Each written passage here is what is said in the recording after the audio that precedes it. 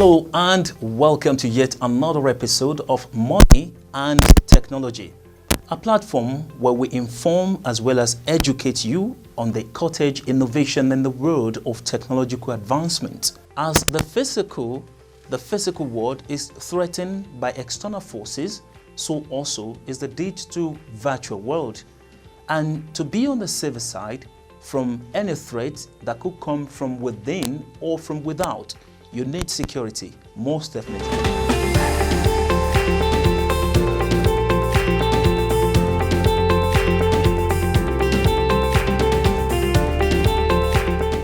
To know more about this aspect of digital tech, which is cybersecurity, we shall be talking to Yusuf Ibrahim, a cybersecurity solution architect at Cisco Systems, whose particular interest lies in network-wide defensive and offensive security forensics.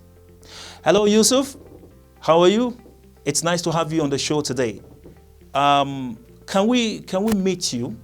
Yeah, thank you very much. It's good that you're having me today. So my name is Ibrahim Yusuf, and I'm a cybersecurity expert working as a technical solution architect. And really just helping organizations deal with the deluge of what is happening today in technology. I think, as Ajara said, technology is needed and is here to stay, and this is what is making our lives better. But without security, really, we're sort of not knowing where we're going. So I try to actually help organizations that way. All right, it's really a pleasure to have you on the show this moment.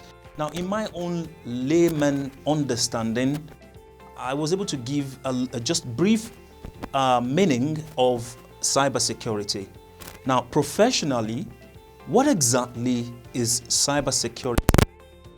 Yeah, that's a great question, and I think if you can just demystify the word cyber, it's this parallel world to the physical world, and I think.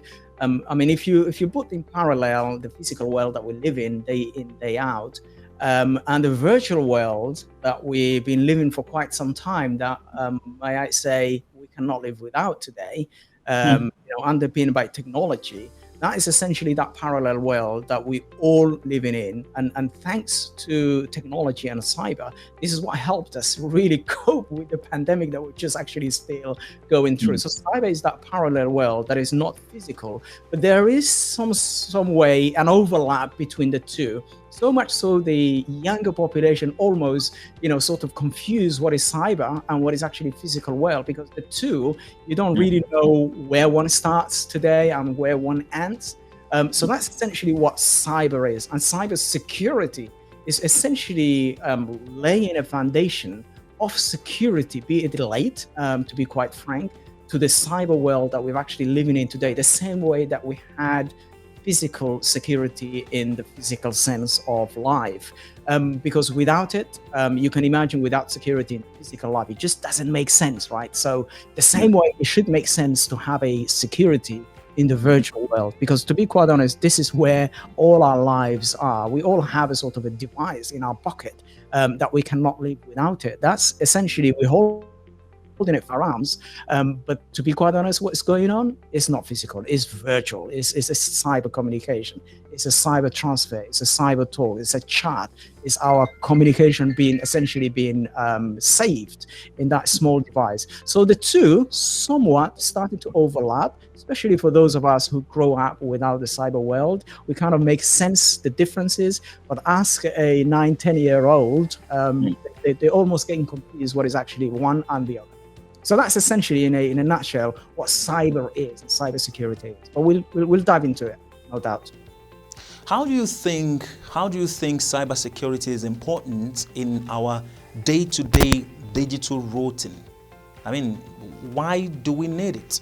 Yeah, so cybersecurity is like a large number of domains to cover, and I think you really really direction. Exactly. Physical security is part of basically security, and that's cyber security included. I mean, we're communicating through devices here over the internet, be it in different locations. But what is actually driving this communication, this video, this voice? These are servers, these are physical machines, these are data centers. They are somewhere, right? So, and that somewhere is a location that is physically existing in the world. And if you go to that data center, you have to physically go somewhere, right? You can't just go through the door. There's got to be a challenge that you cannot go to the data center, because there's going to be a physical security. You've got to have a key. You've got to have a check-in. You have to sign something. You have to show that you have been invited. So physical security essentially is what wrapped around what is driving technology. So the two are actually sort of complementary with each other. And when we were studying back in the days of security, you got to understand physical security, because security is two essentially. One is preventative. So if you have a bank, for example, there's a camera, right? So that is physically there, and you can see it when you walk into the bank. There's a red button which says, hey, you have been recorded. There's a label which says this environment or this location is CC monitored, closed circuit television. That's a physical sign to say, don't mess around with this location. It is monitored. But can it actually stop you? Now, this is where the difference starts. That camera, will it stop you if you want to do something? No, it's a deterrent. It's not actually preventative, right? So you can see that the two now are getting closer to it. Let's step one step further into that. Let's go, you want to do something and ignore the camera now. Can you go through the door? There might be, one big guy to say, I'm sorry, you're not invited. You're not coming in. And pass you off. That's a physical security. But it's linked to protect the cyber security, what is going on inside the building, inside the bank. So physical security has to be part of cyber security. Otherwise, it's just going to be a walk in the park, so to speak. Right? Physical security is a domain. There's a large number of domains in the cybersecurity world called the common body of knowledge. And if you look at one of those cybersecurity certifications, such as the ISC Square, you have to cover 8 domains, all dedicated just for cybersecurity. One of them is physical security. You've got to have a wall around your data center of certain height, right? Of certain thickness. You've got to have a light between different sections of your physical environment, so that when it's dark, you can see it. You have to have a camera with an infrared that can see physically through the dark at night, and so on and so forth. So you can see cybersecurity is not just virtual. It calls upon the physical security, because you cannot take away, the human being, which are physical. We're not cyber. We're not robot. We're not actually running software. We are human being. You can touch it. We are blood and fire. And we're driving all of this. So essentially, physical security helps and is part of cybersecurity, and vice versa as well.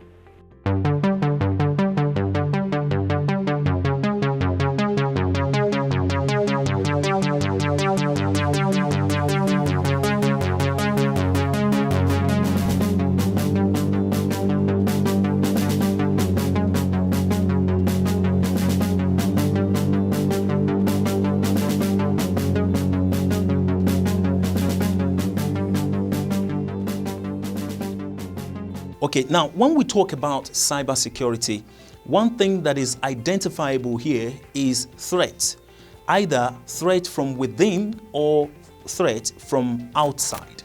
Now, what does threat response? When we say threat response, what does it mean? Yeah, very good. So cyber, we understand what it is, and response is basically what response is the vocabulary. You're responding to something that is actually encroaching on your data, on your machine, on your possession. So you have to respond to it. But now it's a large domain itself. You've got to have the mechanism to prevent what might be actually getting onto your machines, onto your company environment, whether you have a website or database, or maybe you have a physical location where you are preventing people to come in by using technology. But you have to have something that can actually prevent first, And even before, what you cannot prevent, at least detect and warn you. And those are the technology.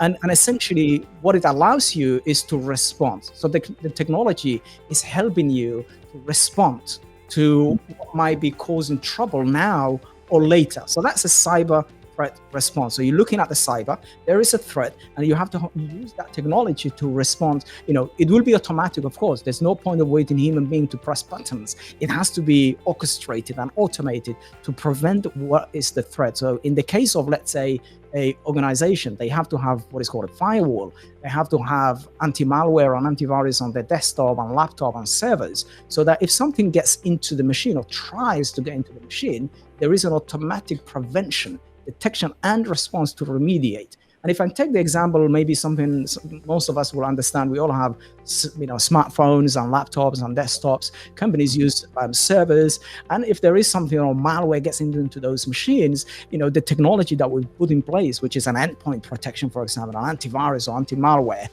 if you want to call it, that should be able to intercept what is getting into the machine before it causes damage. So in a nutshell, that is really just responding to that cyber threat in an automated and preventative way before damage is actually done.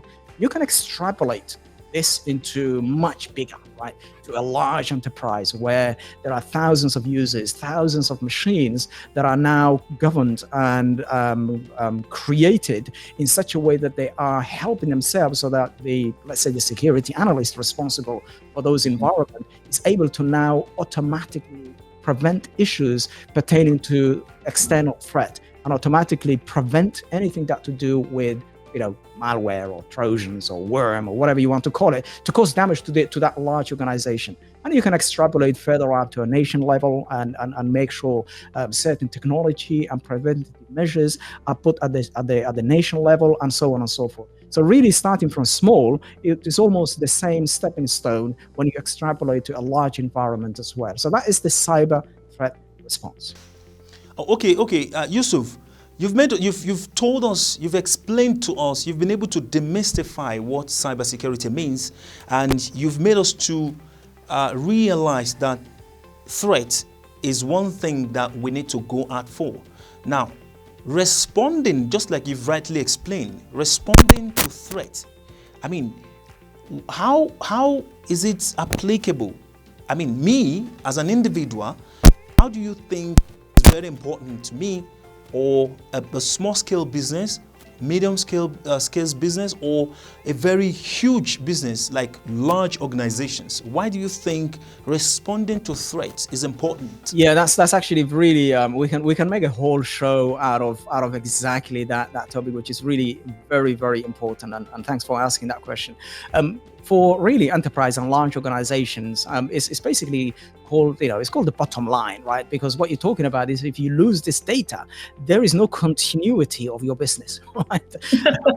Dead end. And that's what you want, period, right? So, I mean, we hear in so many ransomware. We will talk about what ransomware is, but we hear a lot of issues pertaining to data loss and breach and exposure and ransom.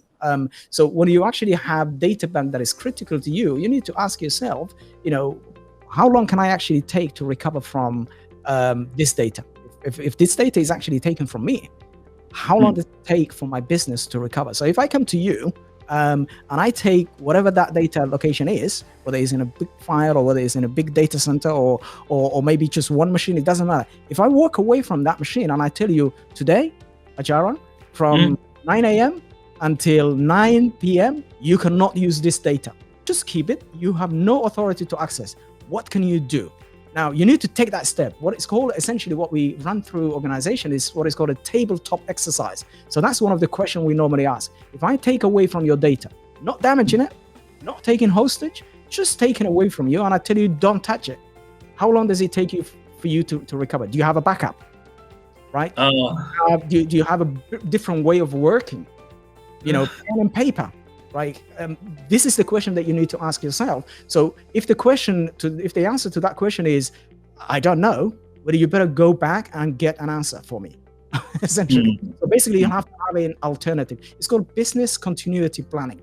So you have to have always, your business has to continue regardless of the threat. Of course, you will not spend billions for a business doesn't generate billions, right? It's called mitigation in the domain of cybersecurity. You need to bring the threat that is facing you, cyber threat, to a risk level that you are comfortable with, right?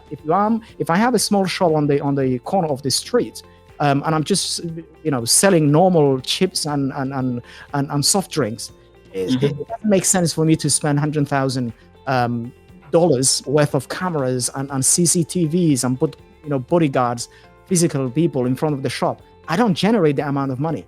But if I am running an airport, if I am running a government, if I am running a television, if I am running a bank, it demands a different level of budget and a different level of business continuity planning.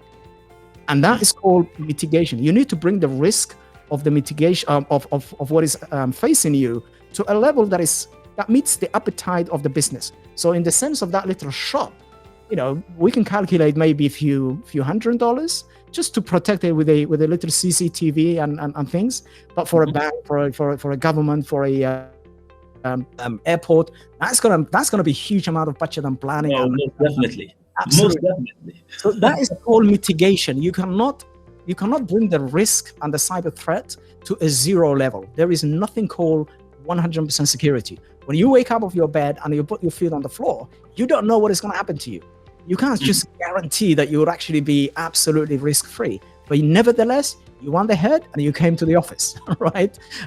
You dealt as much as possible with the traffic and the car that you were driving, and not jump the traffic light or jump the in front of people, but you actually calculated your risk to a point where it's acceptable to you. You're not taking too much risk. Cyber world is the same thing. We need to plan. We need to actually ask the right questions, and most importantly, we need to understand what will be the continuity of our business should we leave this part of the data or that part of the enterprise, so that we can actually then say, yep, we have the right measure so that we don't lose the business. We're not here just to protect. We hear a lot of customers, a lot of organizations are here to obviously, meet the requirement of their clients, of their shareholders, of their customers, and to provide services, etc. Cybersecurity is not their expertise. It might be ours, but we're helping them to say, listen, cybersecurity is not something that you can just, put it under the carpet and actually forget about it. It might wipe all your business. Take the example of the pandemic, right? So when we had the coronavirus in March, April last year, a lot of businesses went out of business. Essentially, because they could not work remotely, because they did not have the devices, because they did not plan, even though they were large. A lot of customers cut their budget to a level where they survive because, the industry just basically has been brought to its knees. That part of it is called business continuity planning as well. It might not be cybersecurity, but it's part of your survivability so that you can actually continue with your business when something unforeseen happens. What I'm actually really saying is essentially you cannot predict the future, but you can be prepared for it. So do something tomorrow so that you can recover it. The same way that we plan from a physical security, put the people who know best, bring people who can actually help you and can actually guide you so that you actually have a plan and continuity should the inevitable happen, touch wood. And that's what I would say essentially to survive on from from what might be, to that business, a catastrophe for them to recover. Most of them are not. Maybe it's just annoyance and slowness, but even then you're losing business. And then, you don't have to do it. You can plan before things happen.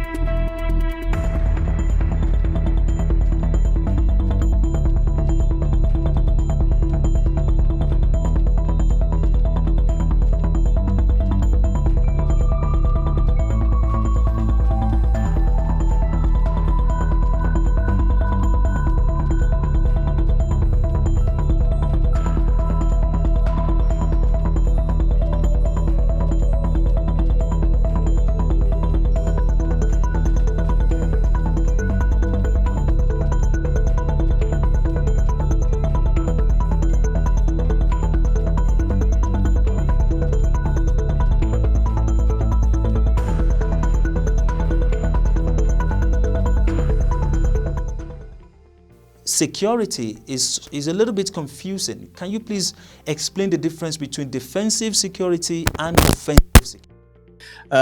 Most of the businesses normally play the role of defensive. So when threats are leveled against businesses, they should have tool set to prevent that threat so that their business is not impacted. So they have to plan early enough. So, in the case of firewalls and endpoint protections and proxies, those are normally the tools that we hear and most of the people are familiar with. For those people who are technology aware, for those of you who are not technology aware, it's essentially really making sure that you have a physical delimitation between your business and the outside world so that no one can just walk in. The same way when we go home, you have to have a key and put a key on the door before you actually get into the house. So you can't just walk in. So you got to have a sort of a barrier that prevents anyone outside to come inside. So that's essentially what firewall is. For regard to the endpoint that I've mentioned, these are the protection tools and technology put on a laptop, on a server, on smartphones, for example, to prevent anything happening to the machine, so that in case there is a attack in the malware sense, it prevents that attack to be mitigated, to be prevented. And proxies are normally what is called internet access, and we have those on organizations so that people don't just go accidentally or deliberately places on the internet that they should not be. So those are the three main pillars that organizations use. There's a lot of them. There is a variation of those tools which are different. We will get into those maybe on different sessions, but let's stay with the defensive and offensive. So when organizations are putting in place those three pillars, those examples I gave you, those are basically preventative. So those are defensive. You're defending yourself in the risk if something comes to you. So that's defensive. For large organizations who actually have something much more risk averse and much more lucrative, and they know that they will be attacked and they know that they need to do something before, they actually turn the attack to themselves. So they employ people who go outside with a contract, not anyone, with a contract, to actually carry out offensive attacks, mimicking what the bad guys would have done to this company. With the help and seeing what are the weaknesses of the organization, looking at it from the outside. So they hold themselves in front of the mirror, essentially, and see what their weaknesses are. So that's offensive. Of course, they need to play that and prepare in the same way that you actually would have to exercise every day, so that you actually mitigate the risk of diseases for your body. Right? We exercise, we do a lot of activities so that we stay healthy. We don't wait until we get ill and then do it. The same way organizations need to do some exercise, and that's the really offensive exercise that they are doing.